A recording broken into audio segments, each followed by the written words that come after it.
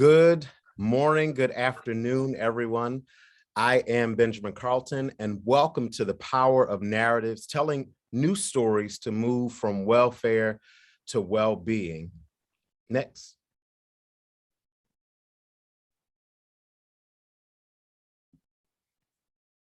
I am Benjamin Carlton, co-founder of Be Me Community, actor, activist, and author of a new book being released today entitled I'm Black, I'm a Minister, and I'm Gay. And I've also been Interim Chief Equity Officer for Friends of the Children. Letitia? Good morning, Benjamin. Thank you for having me join. I am a twin and South LA native where I currently work and raise my twin boy and girl. I work as a nonprofit consultant, and I am a CEO and founder of Strategy or Struggle. And SOS is a mission-driven brand and company. But for me, it's also a mindset because all of us have been through a lot. And SOS is a daily reminder that challenges don't define us. Erin? My name is Erin Kelly Seal. I'm the Chief Officer of Expansion and Policy for Friends of the Children. My background's in law and policy, but I'm a systems entrepreneur at heart. For 15 years, I worked on systems transformation from within government, and now I'm on the outside working to continue to transform systems to work better for children and families. And it's just an honor to be with all of you here today. Thank you, and looking forward to a very, very lively conversation. We can go back into the presentation, and welcome to everybody. Would love to know where you are tuning in from. If you can drop that in the chat, that would be amazing. Would love to just hear and see, well, actually just see where everybody's from. Next. We hope for this to be an interactive presentation, so please use the chat feature as much as you possibly can. Studies show that if you are chatting along with us, that means you are engaged. So we don't mind a little chat.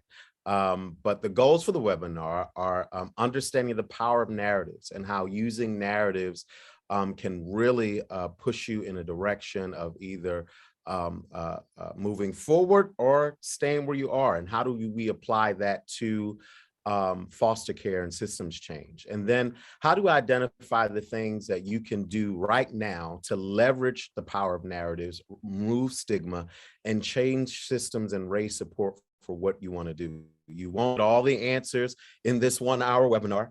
This is just a conversation starter, and hopefully it interests you enough to continue your own exploration afterwards, or reach out and we can continue in that regard together. Next. So the opening question we have for those who are here, what words, images, or phrases come to mind when you think of the words foster care or foster youth? And put your thoughts in the chat. Just give me the first thing that comes to mind. Don't think about it too long. Don't try to give me a dissertation. As soon as you heard the word or read the word foster care or foster youth, what word or image comes to mind? And we'll give you a few seconds to answer. I love seeing folks from Salt Lake City, Tampa, New Orleans, Des Moines, Charlotte. Welcome, everybody. Erin, did you know you were speaking nationally today all over the country? So fun. D Green says abandonment. Yes, thank you for that, D Green. Any other ones coming in? What words? Abuse. Sydney says abuse. Thank you, Sydney.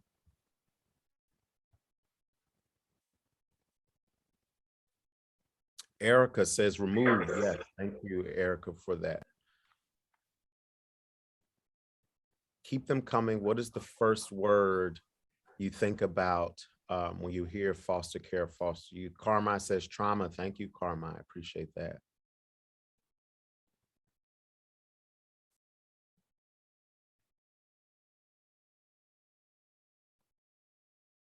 Taken advantage of. Thank you, Danielle. I appreciate that.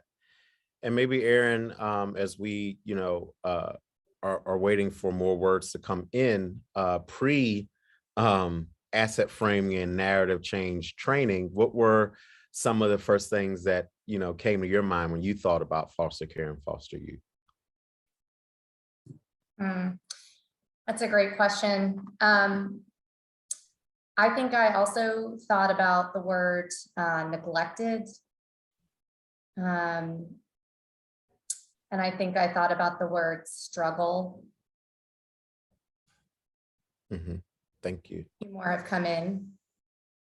Elizabeth says sad. Thank you. Sydney says broken. Sonia says national shame. Thank you, Sonia.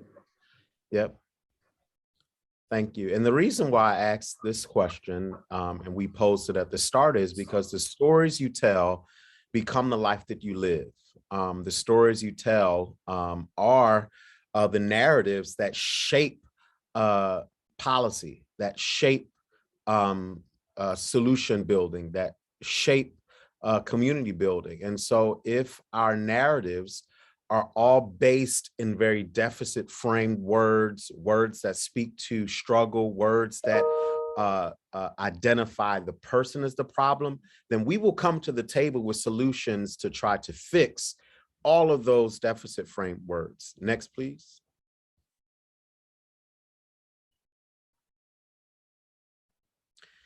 And so herein is the power of narratives. And these are some key concepts that I learned from my time at BME Community and working with Travian Shorters. And it was actually the base and the foundation of the trainings that we did around the world and helping people reshape the way they look at the folks they serve. And so the difference in your narrative approach can be asset framed or deficit framed. Deficit framing is a narrative model that defines people by their problems, ignoring their contributions, then fixing them to be less burdensome on society. Deficit framing will blame people for the problem and ignore sometimes the source of the problem or the main problem, and does not consider what the person's personal wants are, what their aspirations are, inspirations are. We generally go in with, this is how it works. We know what's right, and you're going to follow it and be fixed. Asset framing is a narrative model that defines people by their assets and aspirations before noting their challenges and investing in them for their continued benefit to society. And it's all about getting to know people first and knowing them beyond their struggle story, and knowing them beyond their challenge, and knowing them beyond what they're being faced that is hindering them from getting to their inspiration and aspirations. But most times we just stop at the struggle and we stop at the problem in engaging in dealing with folks. But it's all about getting to understand them, defining them by their inspiration assets before talking about their problems, and then looking for ways to help them get to whatever that aspiration is, and figuring out what obstacle is in the way. And if anyone has any questions, feel free to throw it in the chat. We'll see it, and I will try to infuse the answer in the conversation. Next, please. So these are the key concepts, and you are getting a piece of a larger discussion simply because we only had an hour. So we wanted to get to the high points. And one of the things I wanted to point out, and I'll share through story, is the human brain automatically makes connections between new information and already held associations and beliefs. The brain, the mind, disregards facts that do not fit the narrative. And once you create a narrative that is based in deficit and based in problems, it creates stigma. And then stigma creates powerful negative associations that are designed to override regular reason. And when we define people by their challenges, we stigmatize them. And the example that I have is I used to travel the world with a support dog, and she so happened to be a pit bull, a very beautiful, beautiful, big pit bull. And she would, curl up in front of me if I was on a train or if I was on a plane. But as we made our way to our gate, she would often part the Red Sea. People would move out of the way quickly and, have all these strange looks. How dare he have this dog on his plane? I imagine some of you are thinking the same thing because I got those questions more than not. And there was one situation where, a woman did not want me next to her and her children. She went and got a police officer, airport security, and they told her, I have the right to be there. It's my dog. But, she's a bit of a fashionista. She didn't like to wear the vest that said support animal. So I would just get her a nice little pink or, some little bandana to wear to soften her up a little bit, maybe some lipstick. And so, so people wouldn't be that afraid of her. And after, the interaction with the woman, the officer came over and said, you may want to put her on a vest because a vest lets people know that she's been trained and that she's not a threat. I mean, I would hope that her being there at the airport speaks to that, but it didn't. But I say all that to say this, that my dog never gave anybody any reason to be afraid. My dog did not bark, did not growl. She's so in love with me. Her eyes are always on me. She pays no one else no attention. She'll chase a squirrel or two, but people, she's not interested in. Now, she'll roll over and let anybody pet her, but she's the nicest thing. She never gave anybody reason. But because of the narrative and the stigma that is associated with pit bulls, people automatically made associations. Their minds disregarded the fact that she was not bothering anybody and automatically made her a threat. And that was all stemmed in narrative, not a current experience, not a current fact, but all on previously held associations, previously held beliefs, and previous experiences. And so if we are approaching the people that we are trying to help and who are the most vulnerable, and all we know about them is their struggle, all we know about them is their problems, then we will approach them based on that alone. And that is unfair because it stigmatizes the population that we are trying to help. Next. And so again, once a narrative is based in deficit, it stigmatizes, and stigmatizing narratives do harm and create environments to do harm. I mean, the woman was so afraid of my dog, she went and got the police. And, based on news stories, that could have turned anyway. And it was all based on narrative, not experience. Again, my dog posed no harm, did no harm. And we see it time and time again where people will, weaponize narratives, calling the police because someone is in their neighborhood, calling the police because someone's wearing a hoodie. Person didn't do anything, but because the narrative and experience and what people believe caused them to act and create environments to do harm. And we'll talk about how that relates to foster care and welfare. Next. So another time for you to type in your chats. And the question is, what word, images, or phrases come to mind when you think of the word hero? What words, images, or phrases come to mind when you think of the word hero? And we will give folks an opportunity to type in the chat. But in the meantime, Aaron and Letitia, what words come to mind for you?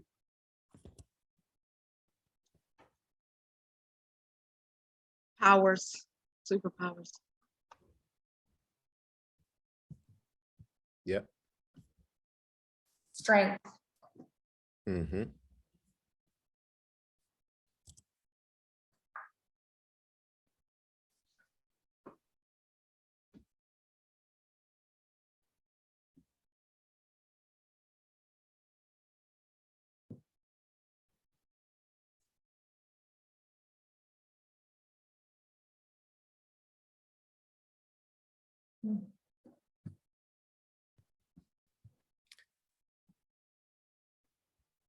We have strong from Erica.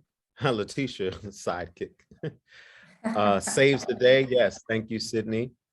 Anyone else, what words or phrases come to mind when you think of the word hero?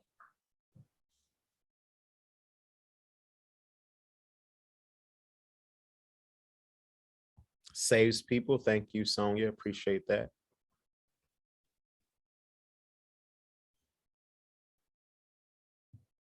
And I love all of these words that speak to empowerment and personal empowerment. And it's very important, again, why we ask this, because the question we then have is, who is the hero of the stories you're telling? who is the hero of the stories that you are telling? Because it's very important that when we frame that, we frame it correctly, and we'll get to why it's important. I don't want to give too much early. Powerful. Thank you, Sonia. Indestructible. Thank you, Dee. I love that word, indestructible. Yeah, because they always seem to come back. I love it. Next, please. And I think, Aaron, is this over to you? Yeah, thanks, Benjamin. Before I start, though, I did want to ask Letitia for just her reflection on also just thinking about the fact that Letitia happened to be somebody who experienced the foster care system and has known others who have had that experience also. And just kind of looking back on some of the things we've asked the audience to reflect on, both in terms of, their immediate thoughts around foster youth, and also what are the words for a hero. I'm just curious if you would offer your thoughts when you think about the foster youth you've known, and just those two questions, like what words come to mind for you? I honestly think all of them, honestly, whether they be negative, positive, people are people. We all have experiences. No one is perfect. Very few people escape life without experiencing some type of trauma. But we all have, the rest of our lives to become, resilient and indestructible and fix those things, that maybe have plagued us in the past. So when I think of these two things, I also see, how superheroes, they usually traditionally save others, so being as myself, I look at myself honestly as a hero of my own story, because I'm here day in, day out, figuring out how to be and remain indestructible, how to, have all these superpowers, despite the kryptonite that, might be creeping its way in. So I would say all of the words, whether they be negative, positive, because it's life, and life is not one-sided. Thank you so much. I love what you just said about being the hero of your own story, because I believe that too. And I want to juxtapose it though with sometimes what happens in the nonprofit space. I'm a proud member of a great nonprofit organization, Friends of the Children, but I think sometimes it's important for all of us in these different industries, whether it's government, nonprofits, to really hold a mirror up to the narratives we're creating and kind of putting out into the world. And what we wanted to highlight in this slide is just acknowledge is that a lot of times in the nonprofit space, we make ourselves the heroes. We make our donors the heroes. We make volunteers the heroes. And it's not to say that people aren't doing great work and doing good things, but it's really just to sort of highlight that we have an opportunity in the nonprofit space to shape narratives and to really think about how our campaigns, our stories contribute to a narrative that certain people in the world might be unable, if not provided the right supports, to help themselves or their communities, which is the narrative that I think all of us are here today because we want to contradict. Next, please. Well, Aaron, before we go to next, can we go back? I'm sorry, Juan. I just wanted to highlight, just for people to see, like right here on the blue box, it says, "Be a hero to hungry kids." And it has a picture of this beautiful Black girl on it holding a carrot. Now, how many of you would like your child plastered on an advertisement that says, "Be a hero to hungry kids," and boom, it's your child's face? I mean, that again is speaking to Aaron's, making yourselves the hero, but then deficit framing, or, speaking to the problem instead of uplifting what really should be laid out. And it's every child deserves access to quality food. Every child deserves not to live in a food desert. Those are generally the main problems that keep, quality food from getting to and healthy food from getting to our communities.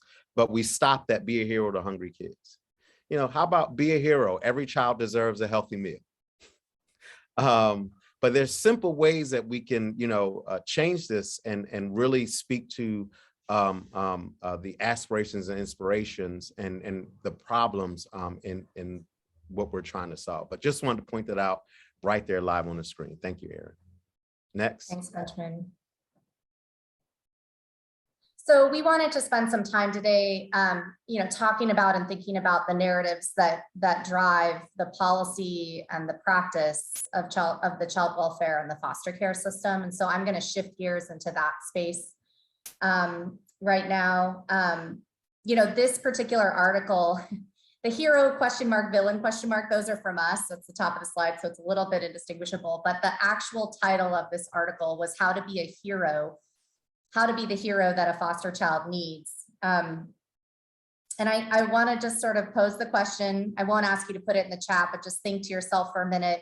What do you think the number one way to be a hero was that was identified by this story as you read the introductory paragraphs? So the number one way that this story identified that someone could be a hero that a foster child needs is to become a foster parent. Not to support a family, to be together and stay together, and not to support parents to be, the parents they want to be to their kids, but to become a foster child. I think implicitly then what these paragraphs start to highlight, and what the whole article, honestly, sort of the underpinning of it is that parents are actually the villain in this story, the caretakers of these kids who can no longer provide that care, who are struggling with substance use disorder, which is a chronic disease, are actually the villain in the story. So it's really interesting to me, as someone who used to be responsible for the foster care system and who has known a lot of families who have worked hard to keep their families together and to take care of themselves and be healthy, that the narrative that we're portraying as a community of practice, as a country, around how to be heroes to foster children isn't about supporting strong families. It's really about, becoming a foster family, becoming part of a system that removes children from their caregivers. Next, please. I wanted to put some facts together. I'm sorry that something happened in translation with our slides here. But I wanted to put some facts on the page and really highlight some of the foster care and child welfare narratives that I used to come against every day in my job as the director of a child welfare system, and found myself working against all the time. And I was working against it with the folks that worked for me, the policy implementers, and also the folks that made the policy. Because of the role that I had, I was interacting a lot with legislators and other national folks that were creating policy in the child welfare space. And so the facts that are here are true. I'm not, working to imply that they're not, or I wouldn't, they are true. These are true facts. These are true statistics. But what I want to highlight is just how these are used to create narratives that ultimately shape the way children and families impacted by the system are treated. So number one, you all can read the fact that's there, but the takeaway that a lot of people take from this kind of statistic is that the majority of children are in foster care because of acts of commission, of abuse, of actual physical abuse. And the truth is that's actually not true. The majority of children who are experiencing foster care, who are in families who are investigated and who come to the attention of the system, are actually dealing with issues that are more associated with systemic poverty. Neglect is the driver of the foster care system in the United States. 63%, this is 2019 data, of the children that are listed here as having had a confirmed experience of neglect or abuse were actually experiencing neglect. In other words, things like homelessness or substance use disorder with their families that impacted the parenting that was going on in the house. Only 13% of children who entered the foster care system in 2019 came into the system because of physical abuse. So that narrative, why are kids there, I think then shapes kind of, Benjamin said this earlier, how do we respond to children and families when we're interacting with them, or we know they've been impacted by the system. The second narrative that I found myself kind of up against all the time that is a false narrative is that children and families of color are more at risk than white children. Now, this disproportionality data is true, and it's because of the inherent racism in the system. But what's not true is that Black children are more likely to be abused than white children, Black and brown children. That's absolutely patently false. In fact, Black families are 15% more likely than white children to be involved, but there is zero incidence in the difference between Black families and white families around neglect and maltreatment. The other thing that's really stark and startling is that, and again, kind of narrative shaping, is that Black families are less likely compared to white families to be offered services to keep their families together. So the narrative here that is driving the system is the wrong one, is my point. And the last two bullets I kind of want to put together, there's this false narrative that young adults who are aging out of the foster care system are unmotivated about their futures, have had so much trauma that they just simply can't overcome the things that have happened to them.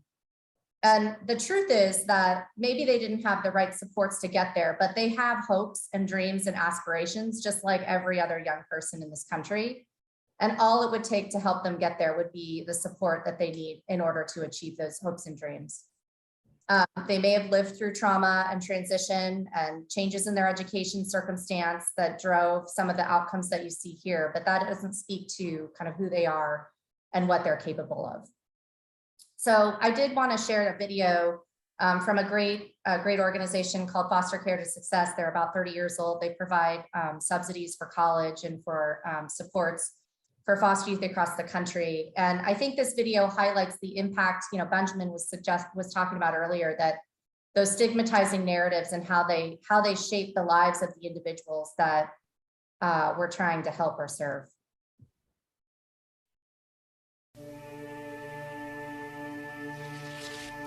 But now I study criminal justice at Kentucky State University. But next year, I'll be graduating from Binghamton University. But now I study medicine to save lives. But now I teach junior and senior high school. But now I own my story. I define who I am. What did they tell you?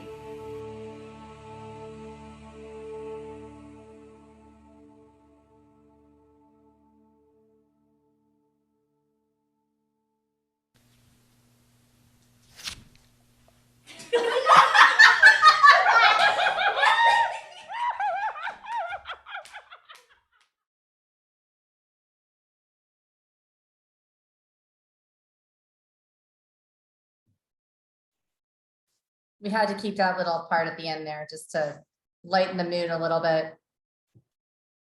Benjamin, I think you're up next.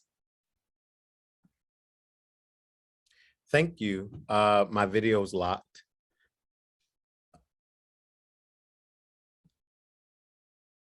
There we go. Am I back? Hello, America. Thank you, Erica. I love that. Absolutely.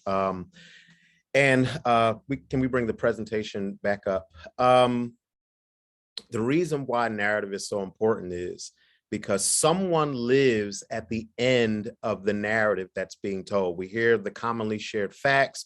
We heard the first words you think about when you think about foster youth and foster care.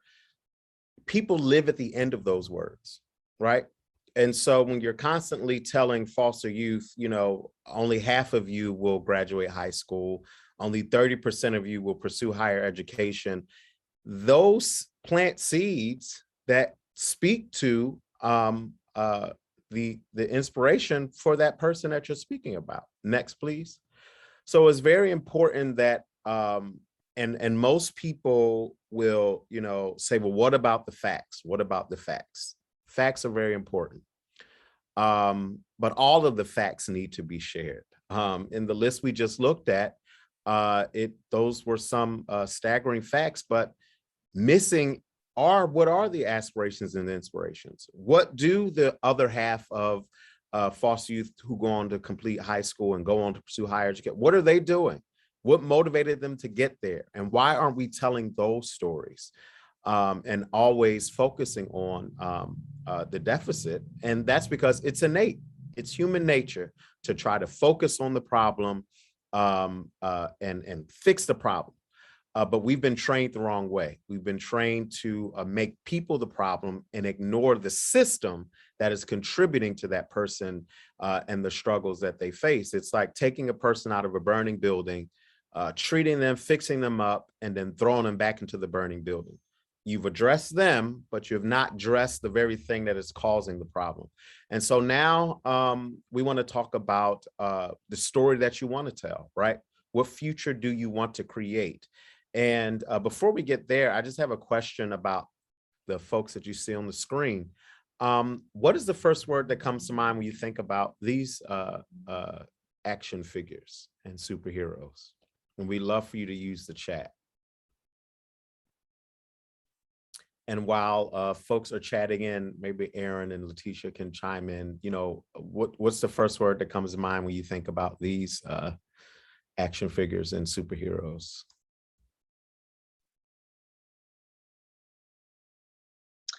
Again, super, you know. I think, you know, hopefully I don't want you want to speak out of turn, but I would like to, you know, for us not to forget that these superheroes also utilize some assistance, you know, aka a cape, a suit, you know, superpowers, a trainer, practice, you know, those sorts of things. So, you know, we have to not pretend like they don't use tools and things of that nature. Like it's we're born with it necessarily. It takes time to grow and to build. Wow, I love that. In all the times I've given this presentation, I've never heard that response before. Wow, thank you. And it's so apparent, but I've never heard that response before. Thank you. Thank you for that.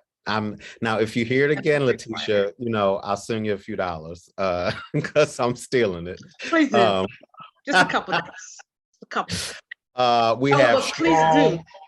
Yes. We have strong, we have a story of overcoming and ownership. We have iconic.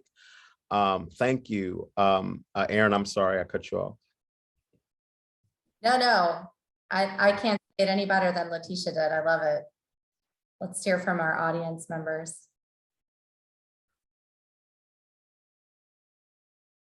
Well, thank you again for that, Letitia. And I will say that when people answer this question, and I've never, ever had a different experience anytime I spoke about it, is that all of these heroes are former foster youth. Former foster youth. Superman was raised by strangers on Earth. Batman was raised by his butler, and Spider-Man was raised by his aunt and uncle. But when you think about them, you don't tell any of these stories.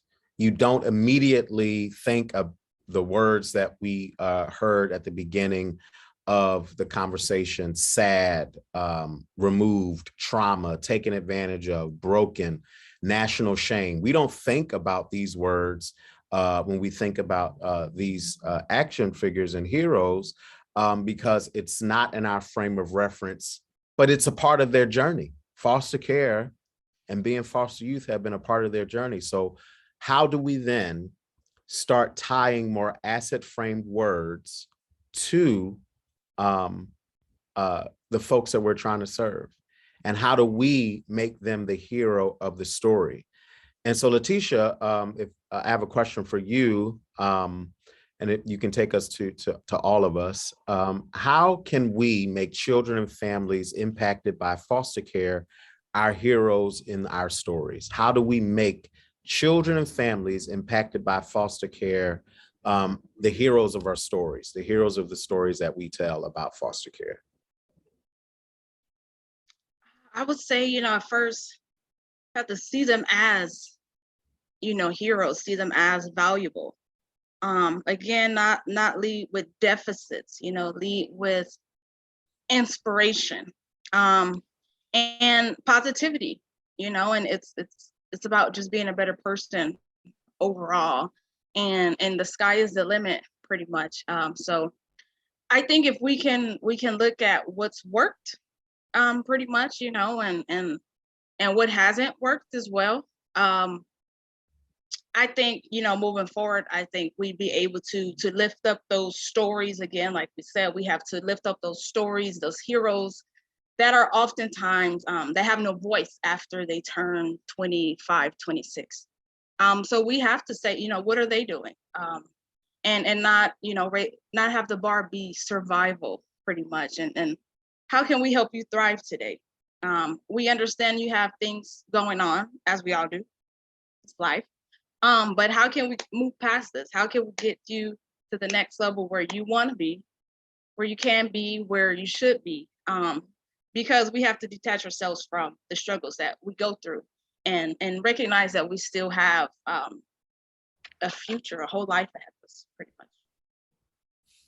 Thank you. Two of the things you said really struck me. And no, we haven't rehearsed this in this regard, so that's why it's like hitting me live right now, is treat people as human and treat people as valuable. Like if we started there, right, and giving people the dignity of their humanity, we wouldn't use bad descriptors in introducing them and identifying them. And it's not only that, but it's generally plastered on the front pages of our websites. It's plastered on our marketing material. Look at these sad, sad people, and here's how to help them in so many words. And I think about, when you said the word value, I think about money. And most people will never, ever, ever deficit frame their money, but they will talk about what's either hindering them from making more money or what's taking away their money. Like no one's mad at their money in the stock market. They're mad at the stock market. No one's mad at the paycheck that they're getting.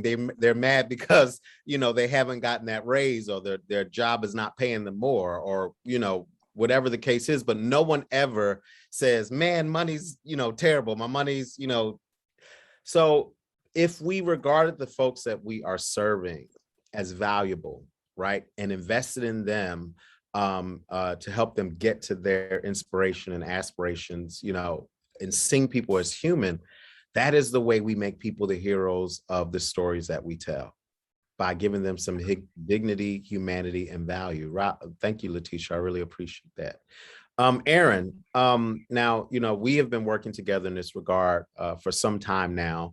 And so I'd love to know how has Friends of the Children worked to change its narrative about children and families? Give the folks, just an example of how it's been being done right in real time. Thanks. Yeah, so for those who don't know, Friends of the Children is an organization that will in 2023 celebrate its 30th anniversary. We're a national nonprofit in 24 locations across the country, and we provide a salaried professional mentor to children and families facing the greatest obstacles. And we meet them when their children are in kindergarten, and we walk alongside them until their children graduate from high school. And we've been doing that a long time, and we're really proud of the work and grateful to the families that invite us to join them on their journey. We've been on a journey. We have not arrived, Benjamin, as you know, but we have been on a journey about really challenging ourselves so that the work that we do every day can inspire systems, inspire society to just really re-examine the way they view and treat youth and families that face systemic barriers. And for us, that one of the things that we had to do to start was just sort of openly declare that the root cause of the challenge is the system, and move away from anything that we were talking about, sharing about, even our photos and our imagery that would create the impression that somehow the person, that the child or the family was not the hero. And, that's the other part, is we really have worked hard in our stories to center on our children and their parents and their caregivers as the heroes of the stories, and kind of move our work to the background. So you'll see some of our photo imagery now on our website where the child is in the foreground, and the friend, the mentor, what we do, we're in the background, and that's where we want to be.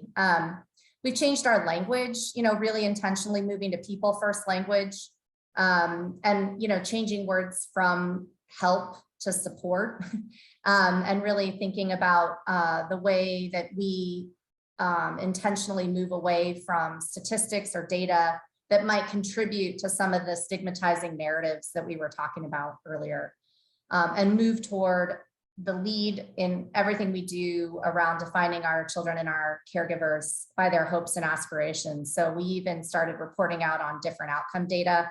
How many of the youth we serve have met their goals for that year? How many of the youth we serve are proud of something they've accomplished?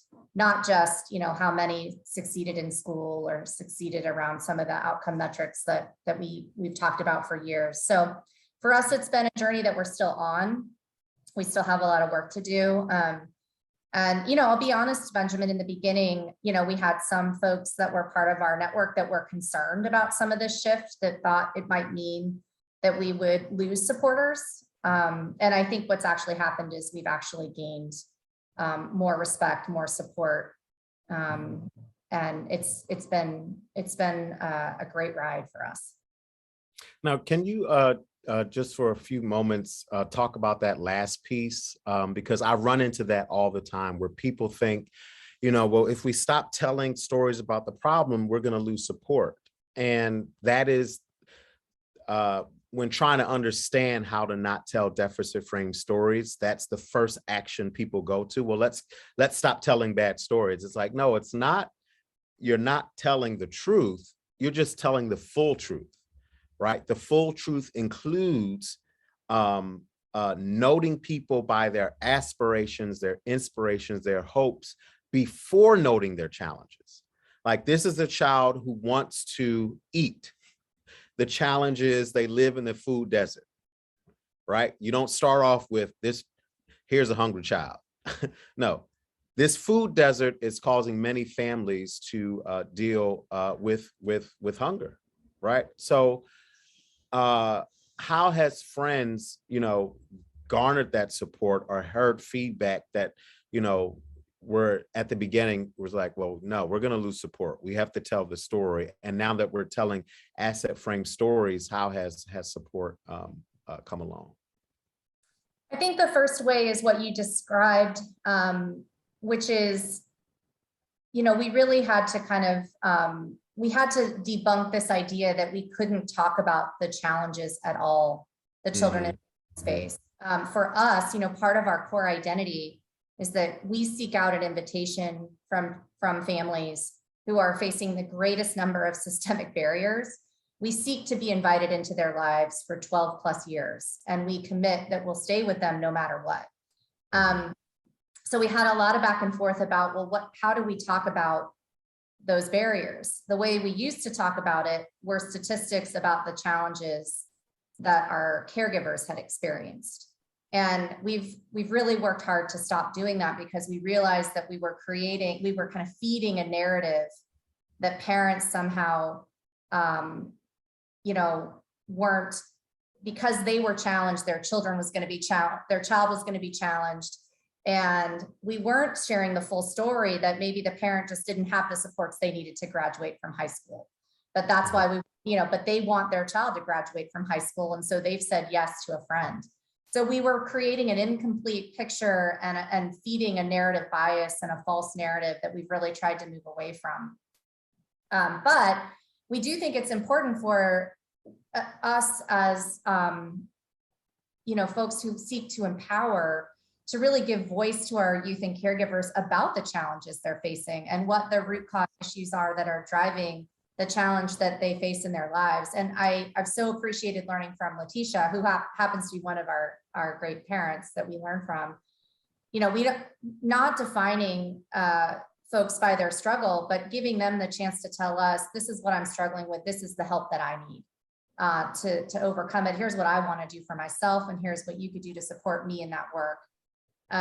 So we've done a lot of educating, and we've had a lot of conversations, and we've really tried to take it head on. Again, people tend to have arrived or be perfect at this yet. But we also were willing to, have had to be willing to, for some who may say, hey, we can't support this, to say that's okay. We welcome you along our journey. And if you don't agree or want to be with us, that's okay too. And like I said, I think we've gained more supporters than we've lost in the process, and we've learned a lot along the way. Absolutely. And you mentioned something in regards to, Letitia and how we engage. And I guess, Letitia, I will ask for those who are on, what do you think, as a parent, that was a part of Friends, and you had a friend, what's the best way to engage with people, right? To understand them before we try to start solving their problems? I would have to say you definitely have to meet them where they're at, and everyone's problems are not the same. There are different aspects of each issue. As far as myself, there are challenges that I deal with as far as myself and my children's father, being former foster youth. And though that is something, that I have to deal with. I have to learn to strategize to get through every single day, because, it's not easy. But if I were to sit in that every day, it wouldn't be healthy for myself. And so, we have to meet the person where they're at and see them all as individuals. And life is not easy for anyone, and again, success is assembly required, so it's not going to happen overnight. It's a learning process, a developmental process, and a relationship. I love that last part, building relationships, and treating everyone as individual. And we talk about equity in this space a lot, and most times in our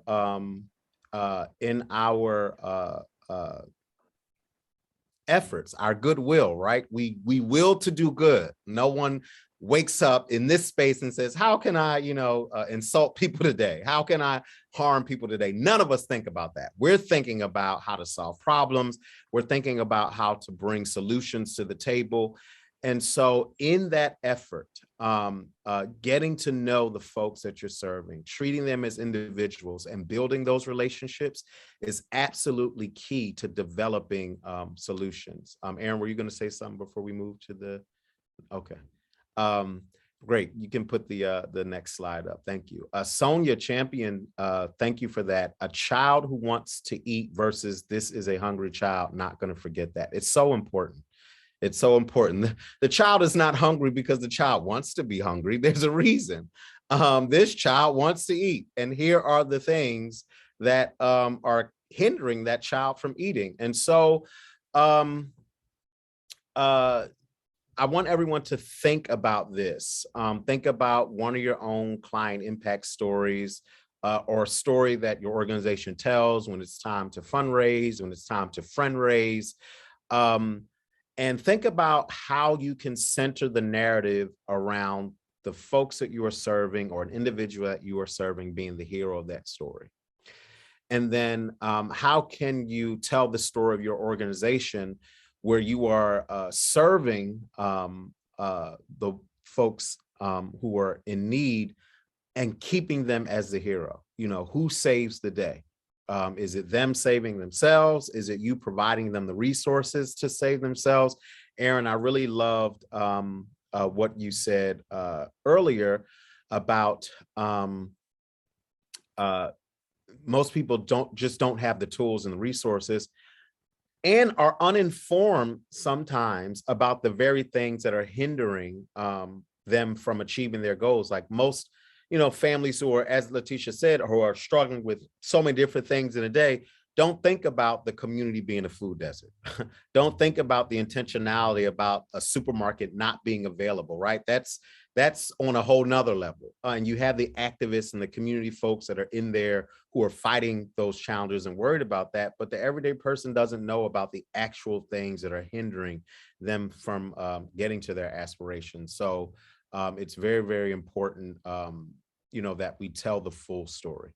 Did you have any other comments?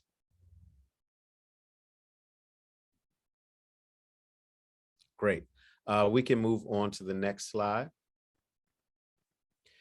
Michelle says, Letitia, yes, understand that people's problems are not the same, and to meet them as individuals and to meet them where they are. That's so important. That is so important. And this is how we can use narrative to remove stigma and change systems and raise support. Because again, once you attach a negative story to someone, you stigmatize them, and you stigmatize them unintentionally, because when you introduce them as whatever that is, my mentor, Travian Shorters, always talks about, he used to wet the bed, but he would not like to be introduced as, hey, here's Travian, this former bedwetter.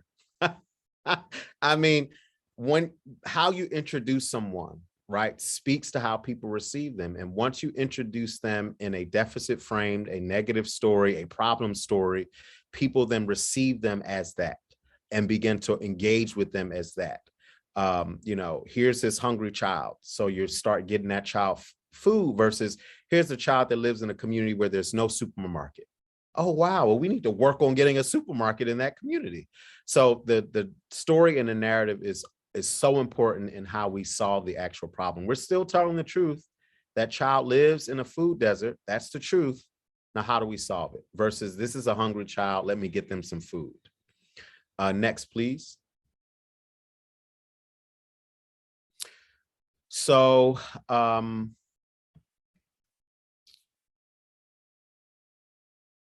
in order to, oh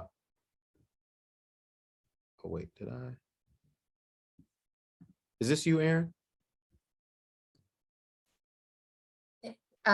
It's you, I think, but I was going to reflect on this for you. Yes, go ahead. Go ahead. All right. So, we were wanting to connect the dots from narrative change to systems change. And, I think that one of the things that we really understand is that systems change is a complex set of activities, but this particular conversation is really trying to drive at how narratives are so important to really influence worldviews that then influence, how we frame the issues we're advocating for, influence worldview that then influence the policy and the practice that gets put into place. And, there's a story that comes to mind for me that I share with a lot of humility. I've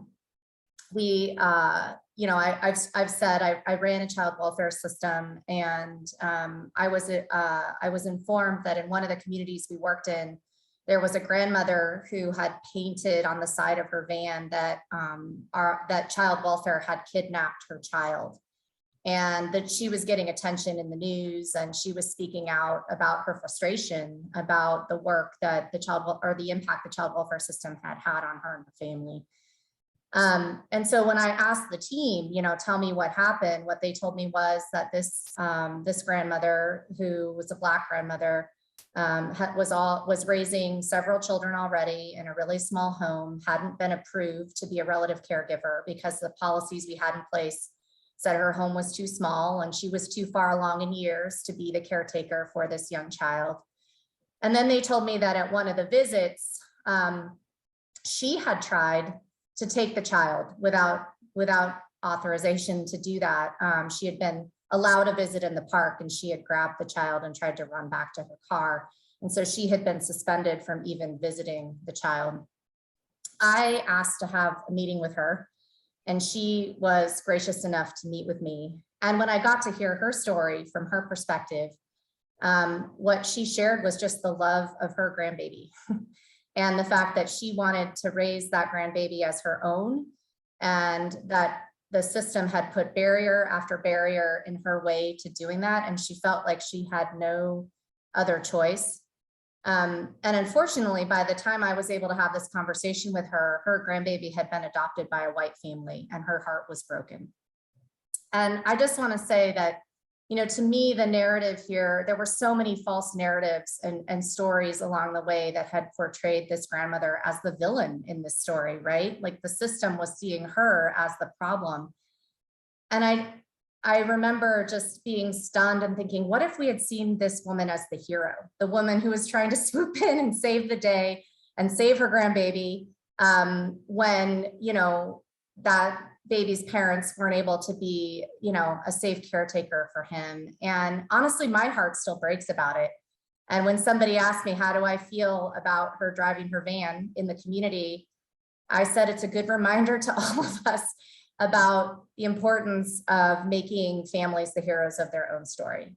And it's just, to me, an example of how the narratives about this experience could be so different, from the actors in the system to the person being impacted by it.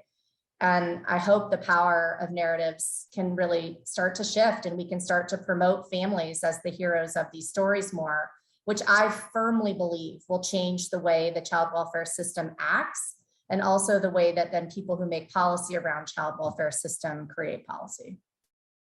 Absolutely, Erin. Thank you for that. And it's so important, next, please, that as we think about raising support and, telling the full story, that we ask ourselves, how are we approaching the story, right? Who are you in the story? Are you someone who's just trying to figure out what's wrong? Are you someone who's trying to figure out what happened? Are you trying to figure out how you can get this person to the life that they aspire to, right? What are your aspirations? What is your opening question on your application form? What is your opening question, when your social workers is doing the interview, or your intake, associate is connecting and building that relationship? What is the first question that is centered and that is asked?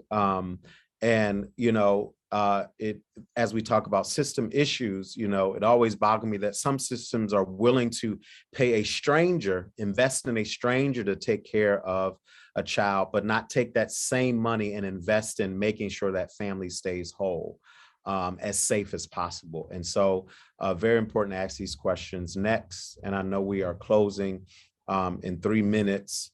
And I want to, in this last few moments, just pass the mic.